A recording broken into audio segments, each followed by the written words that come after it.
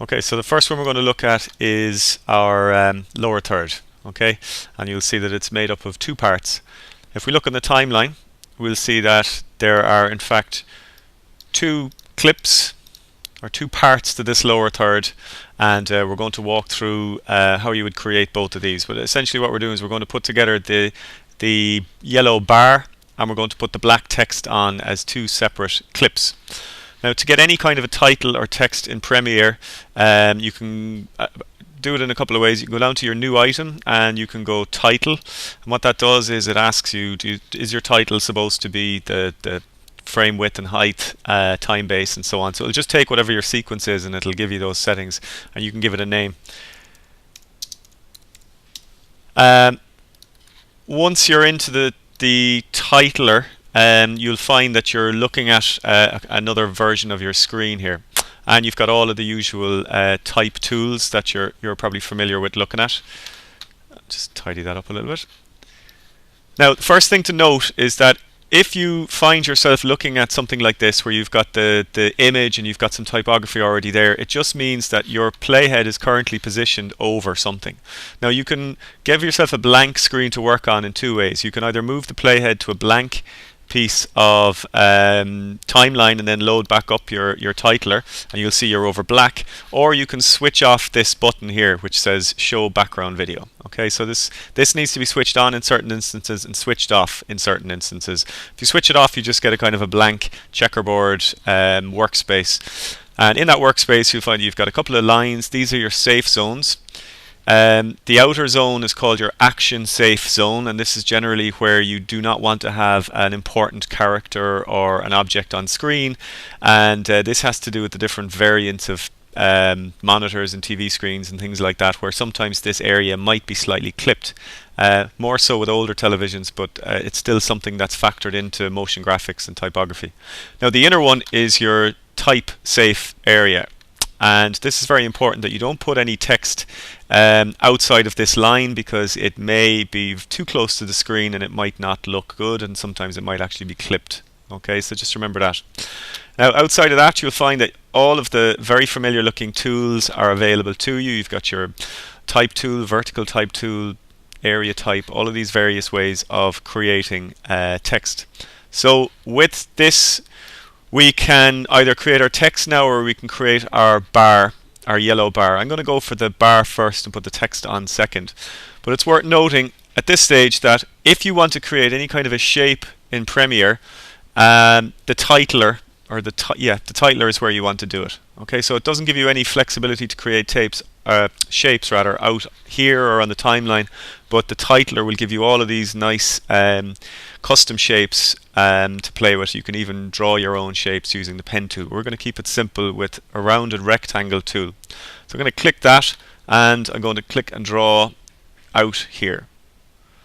So once I've got the shape drawn, I can get the selection tool, I can push that down a bit, and I can resize it and do whatever I need to it, and I can go over here to the properties. Whatever I have selected in here, the properties will pop up over here. Again, I'm not going to go through them all. Some of them should be fairly self-explanatory, but you can see that the fill, which is currently set to solid, is white. I'm going to change that to yellow.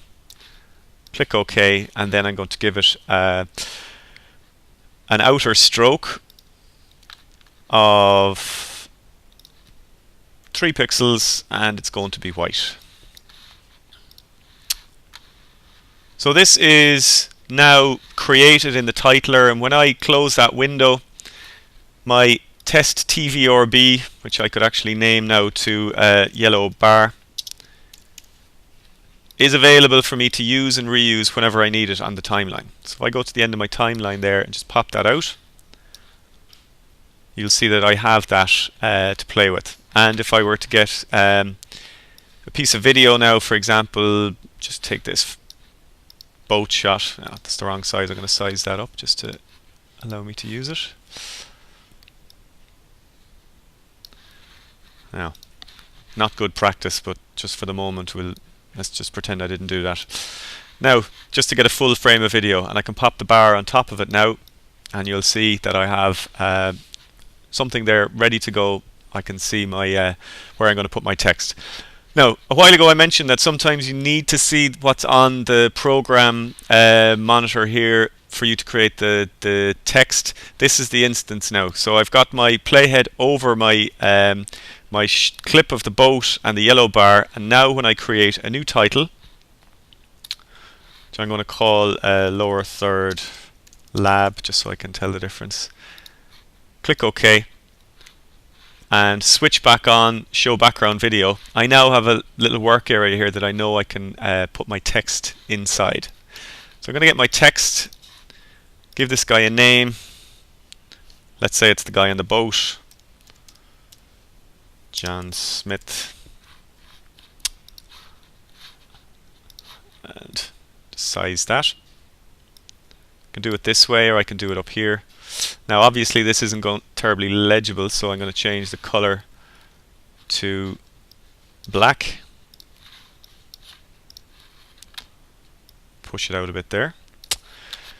Now when you're doing lower thirds, generally speaking, you have a name and a position or a function or something that tells us who this person is. And this is very important because you have two bits of information, and visually what you want to try and do is you want to create a kind of a hierarchy of how they're laid out on screen. So you've got, let's call it the primary information being the name, and then secondary information being the position.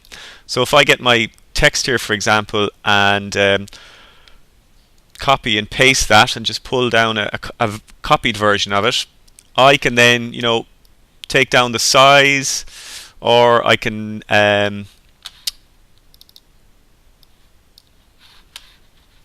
change the font or something like that. It only gives me one. Okay, so I'll go for Arial and I'll make it a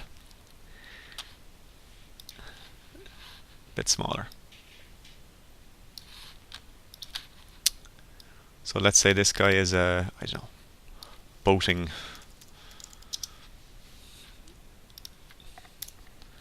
expert.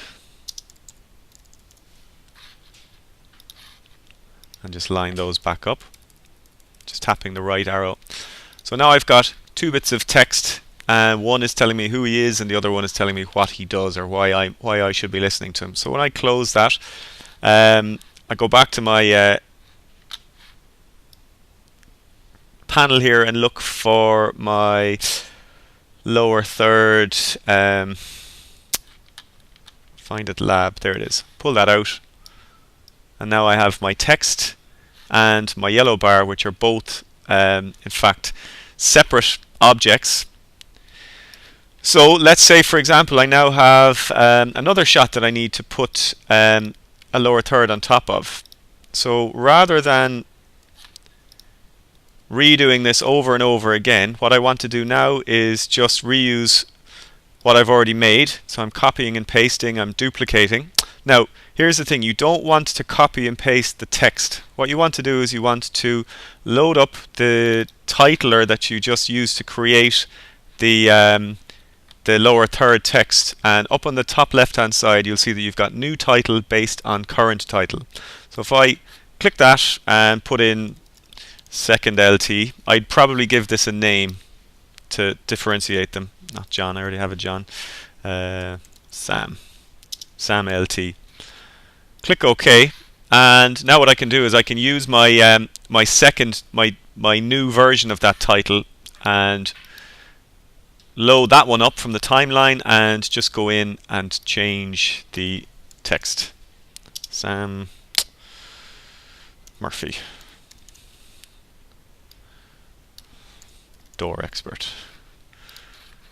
So now what I'm doing is I'm creating an original template with the first one, and I'm just clicking this to create new versions of that so that I can then have as many of these as I need on the timeline.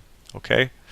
The problem is that if I were to copy this one and paste it over here and then update it, it would update the original one as well. Okay, that's not what you want. You want to be creating new versions from what you have, and then you want to be just kind of trying to get as many of them in here as opposed to just working out here. So that's how you would create a good lower third. Now the reason you have a bar is for a couple of reasons. The primary reason is that you separate the text from the video underneath it. Sometimes when there's a lot of movement and a lot of textures and patterns and things underneath the text that can become hard to read. It can become illegible. So you put a bar or lower third strap behind the text, which also allows you then the opportunity to style it, give it a color, give it a theme, something to do with your production maybe, and kind of give it a visual identity as well. But first and foremost, it's about creating that separation between the text and the background. So lower thirds are used in almost all documentaries, so we can always have an idea of who it is that we're looking at and why they're important.